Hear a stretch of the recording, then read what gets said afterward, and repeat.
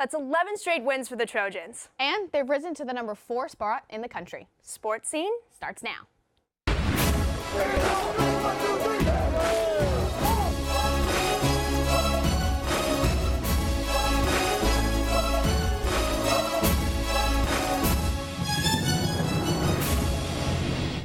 Welcome back to the Annenberg Media Center. I'm Julia Adams. And I'm Alexa Palermo. The Trojans beat the Cardinal 42-24 over the weekend and racked up 624 yards, the most against Stanford since 2010. Yes, and the ground attack was on fire, rushing 307 yards total, led by running backs Rojo and Stephen Carr. Both also individually rushed over 100 yards. Absolutely crazy stats. It's amazing. But we can't forget about the passing game. I was so impressed by Deontay Burnett. His catches were way outside of his radius. That one in the fourth quarter that led to Stephen Carr's touchdown really kept that play alive. I think that was an amazing play. Yeah, he definitely made some really incredible plays. But now focusing on the game that we all have our minds on, Texas.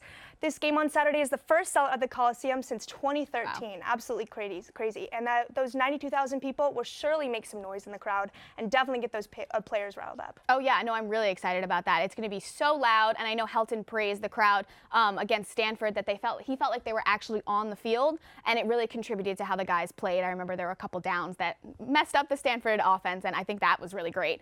But I know a lot of fans, it's a sold-out game because a lot of fans want to come and kind of see us take on Texas again since 2006 and the game that shall not be named, the Rose Bowl, where we lost in the last 8 seconds when Vince Young scored a crazy touchdown, where we lost 41-38. So to be able to have the chance for redemption, I think is really exciting. Yeah, that game is known as one of the best college football games ever played. So hopefully USC could rebound this weekend and get a win. Exactly, yeah. And there is a rumor going around that there will be 3,500 Texas fans descending on the Coliseum. So I think that'll be really exciting. And I actually got to speak to USC Texas native Rojo at practice yesterday. So let's take a look at that. USC Trojans take on Texas this weekend for the first time since the 2006 Rose Bowl. And joining me now is running back star and Texas native Ronald Jones. Hi, how you doing? Thank you for joining me. So my first question for you is, did you grow up a Texas football fan? I definitely did, but USC was all my dream school, so there you have it. I was like half and half. But going in that game, the Rose Bowl, I was going for Texas. Yeah. But with that said, what makes this game so special for you on Saturday?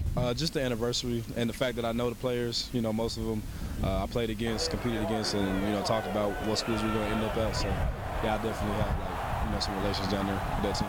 And I'm curious to hear, what do you think the biggest difference for you as a player is between Texas and California football? I think that's a good question. I'm gonna go with the physicality. Down south we just play a different type of ball. So you've been really physical after the first touch. I know you put on some muscle in the off season. What have you noticed as the benefit from that, or how did you go about doing that, by the way? Just eating a lot. But one of the biggest benefits is probably just running through contact, breaking tackles, and then being able to step up there and pass protection. Awesome. And I did go to Dallas last year for the Alabama game, and I tried Whataburger, and I know you're a huge Whataburger fan, so what should I order? I would get a number 3, the triple or the patty melt with onion rings and a red Fanta, and a honey butter chicken biscuit. Sounds really good, actually, but is it better than In-N-Out? Oh, it's way better than In-N-Out. Oh, wow.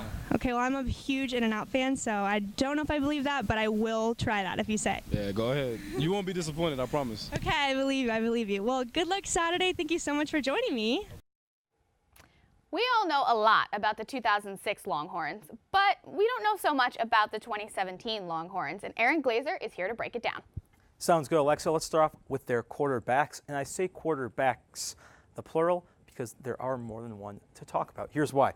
Shane Buechele, the main starter for these Longhorns, came on last year, a bit of an unexpected move, and then had a great year for them. However, he got injured in the first game, so the Longhorns brought on freshman Sam Ehlinger to start last week. He did get a win against a non-conference team, but going forward to this bigger non-conference team of the Trojans, head coach Tom Herman has yet to name a starter. Now, I think that's because as the week's progressing, they're still moderating whether or not Buechele is healthy, and I guess the longer the week goes, the more likely it could be Buechele. But regardless of who will snap behind center for these Longhorns, these are both very talented players with good command of the offense, as you see here in their passing yards, 375 for Buechele, 222 for Ehlinger. They both have good command of their receiving core, of their offense as a whole. They understand the playbook. And I think the USC defense should be aware, no matter who's going to start, to be prepared for both come Saturday. Definitely very commanding numbers. And we we haven't heard anything as an update. Like, we still don't know for sure. We still know head coach Tom Herman is his first year, so this is kind of a big thing for him to deal with a little bit early in his coaching career, but he has not made an official decision yet. Okay, awesome. Well, one of the players on this team that I know about is star running back Chris Warren. Can you tell me a little bit more about him other than that he's really, really good? So, yes, Alexa, he is very good. He's a Maxwell Award. He was on the Maxwell Award watch, having only played 3.5 games last season. So that tells you something about his raw talent as a running back.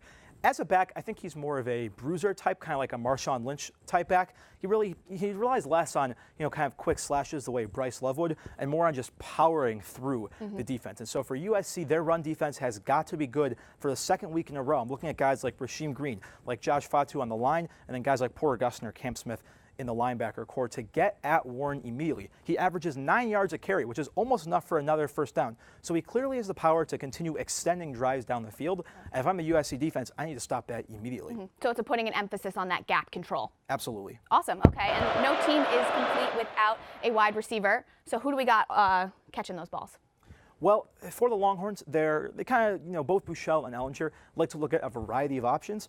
With that said, these are some of their preferred options of that group. I'm going to start off with Colin Johnson, kind of the man in the middle right there. 9 receptions for 175 yards so far this year. He's a 6'6" athletic freak. Texas is really excited about having him. This guy can go down the field. He can get you with the long ball. He can get you in the slot with a short ball. He can juke past some defenders and get some yards after the catch. He can do it all. If I'm Iman Marshall, this is a guy I want to for sure look at come Saturday. But the other two guys are not anyone to just kind of forget about either. Reggie Hemphill-Maps is a rising star for these Longhorns. He's someone they're going to be looking to a lot this weekend and the rest of the year to kind of break out. And then the man on the left, Armonte Foreman, is a senior. He's seen that Charlie Strong to Tom Herman coaching change that took place over the offseason. He's seen a full plethora of Texas football. He knows the playbook. He knows the system.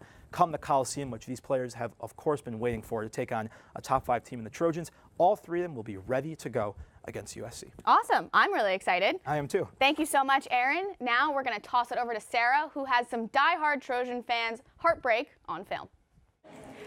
USC's devastating loss to Texas in the Rose Bowl was 11 years ago, but for many fans, it's still fresh in their memory. I talked to some diehard Trojan fans about that Rose Bowl game and what they're hoping for this weekend.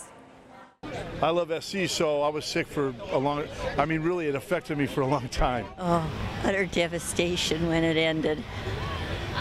Did not like the ending at all, but it was a wonderful game. And then unfortunately we had to play against Vince Young, and Vince Young was dominating, and we should have won the game, but unfortunately we didn't. Vince Young destroyed us. He ran for the most yards as a player in the history of the Rose Bowl that particular day. I just remember going into that game thinking that we had it in the bag. I think we dominated the whole game, and then at the very end you could see it just kind of falling apart. When our coaches made a mistake on the last 2 plays that lost the game for us. I think we should play a pretty good game next week. I'm a little concerned only because Texas played their first game and didn't do too well against Maryland. Of course, it's always nice to get redemption, but you never know on any given day what's going to happen. The sellout this weekend is sure to be exciting. Back to you guys. Many Trojan football players have talents outside of the football and outside of the football field, and we know this, but some are even acrobats. Who is your favorite acrobat on our team?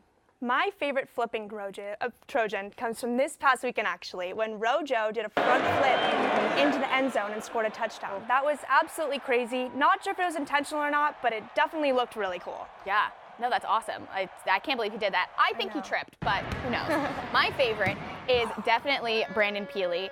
Defensive line, 340-pound freshman, and he can do a backflip. I can't do a backflip. I thought the Rojo one was cool, but yours definitely takes the cake. Thank you. But that's all we have for this week. Be sure to follow @Annenberg Media Sports on Twitter and Facebook. I'm Julia Adams. And I'm Alexa Palermo. Thank you so much for watching.